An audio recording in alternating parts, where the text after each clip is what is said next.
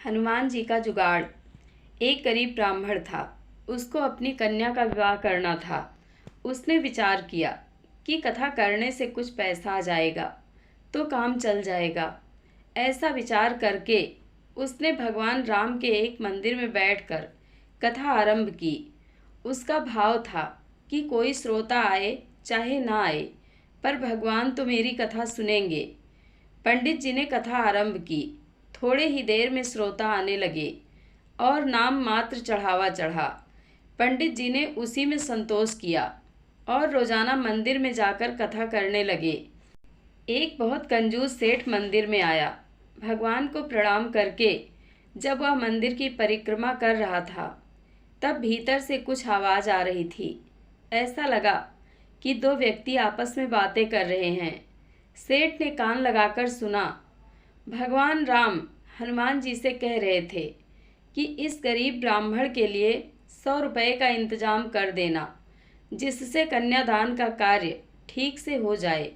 हनुमान जी ने कहा, ठीक है महाराज, इसके लिए 100 रुपये का इंतजाम हो जाएगा।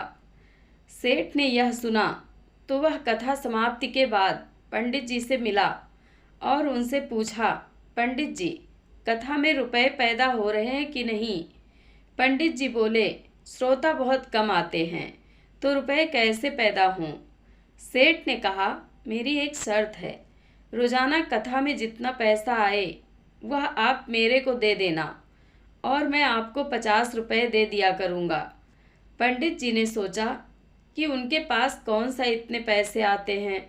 अगर मैं सेठ की बात मान लूँ तो रोजाना 50 रुपये तो मिलेंगे। पंडित जी ने सेठ की बात मान ली। इधर सेठ ने सोच रखा था कि भगवान की आज्ञा का पालन करने हेतु हनुमान जी 100 रुपये पंडित जी को जरूर देंगे। मुझे सीधे सीधे 50 रुपये का फायदा हो रहा है। जो लोभी आदमी होते हैं वह पैसे के बारे में ही सोचते हैं। सेठ ने भगवान जी की बातें सुनकर भी भक्ति की ओर ध्यान नहीं दिया, बल्कि पैसे की ओर आकर्षित हो गए। अब सेठ जी कथा के उपरांत पंडित जी के पास गए और उनसे पूछा कि कितने रुपए आए हैं। सेठ के मन में विचार था कि हनुमान जी 100 रुपये तो भेंट में ज़रूर दिलवाएंगे, मगर पंडित जी ने कहा कि 5-7 रुपये ही हुए हैं। अब सेठ को शर्त के मुताबिक 50 रुपये पंडित जी को देने पड़े। सेठ को हनुमान जी पर बहुत ही गुस्सा आ रहा था कि उन्होंने पंडित जी को 100 रुपये नहीं दिए। वह मंदिर में गया और हनुमान जी की मूर्ति पर घूंसा मारा। घूंसा मारते ही सेठ का हाथ मूर्ति से चिपक गया। अब सेठ जोर लगाए अपना हाथ छुड़ाने के लिए, पर नाकाम रहा। हाथ हनुमान जी की पकड़ में ही रहा। हनुमान जी किसी को पकड़ लें तो वह कैसे छूट सकता है? सेठ को फिर आवाज़ सुनाई दी। उसने ध्यान से सुना। भगवान हनुमान जी से पूछ रहे थे कि तुमने ब्राह्मण को 100 रुपये दिलवाए कि नहीं? हनुमान जी ने कहा, महाराज, 50 रुपये तो दिला दिए हैं, बाकी 50 रुपये के लिए सेठ को पकड़ रखा है। वह 50 रुपये दे देगा तो छोड़ देंगे। सेठ ने सुना तो विचार किया कि मंदिर में लोग आकर मेरे को देखेंगे तो बड़ी बेइज्जती होगी। वह चिल्लाकर बोला, हनुमान जी महाराज, मेरे को छोड़ दो, मैं 50 रुपये दे दूंगा। हनुमान जी ने सेठ को छोड़ दिया। सेठ ने जाकर पंडित जी को 50 रुपये दे दिए। हनुमान जी अपने भक्तों को कभी खाली हाथ नहीं जाने देते। वे अपने भक्तों की पुकार सुनते हैं और उनकी मन कर्म वचन से की गई सच्ची भक्ति से प्रसन्न होकर उन्हें संकटों से मुक्ति, शक्ति, बुद्धि और सभी इच्छाओं की पूर्ति करते हैं, क्योंकि वह संकट मोचन और अष्ट सिद्ध नवनिधि के दाता हैं, जो निस्वार्थ सेवा और भक्ति के प्रतीक हैं। हनुमान जी की भक्ति का महत्व। पुकार सुनते हैं।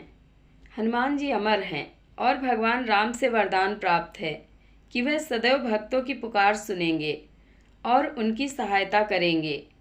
संकट मोचन, वे सभी कष्टों और शत्रुओं के षड्यंत्रों से भक्तों की रक्षा करते हैं, इसलिए उन्हें संकट मोचन कहा जाता है। अष्ट सिद्धि नवनिधि के दाता, वे 8 सिद्धियां अर्थात अष्ट सिद्धि और 9 निधियों अर्थात नवनिधि के प्रदाता हैं, जो सच्ची भक्ति से प्राप्त होती है, स्वयं प्रकट होते हैं। यदि कोई भक्त पूर्ण भक्ति और बिना किसी स्वार्थ के उनकी साधना करता है तो हनुमान जी स्वयं प्रकट होकर वरदान देते हैं। भक्ति के मार्ग मन कर्म वचन गोस्वामी तुलसीदास जी के अनुसार जो व्यक्ति मन कर्म और वचन से हनुमान जी का स्मरण करता है वह उसे सभी संकटों से बचाते हैं। निस्वार्थ सेवा हनुमान जी स्वयं भगवान राम के प्रति अपनी निस्वार्थ भक्ति के लिए जाने जाते हैं, जो हमें भी सेवा भाव सिखाती है।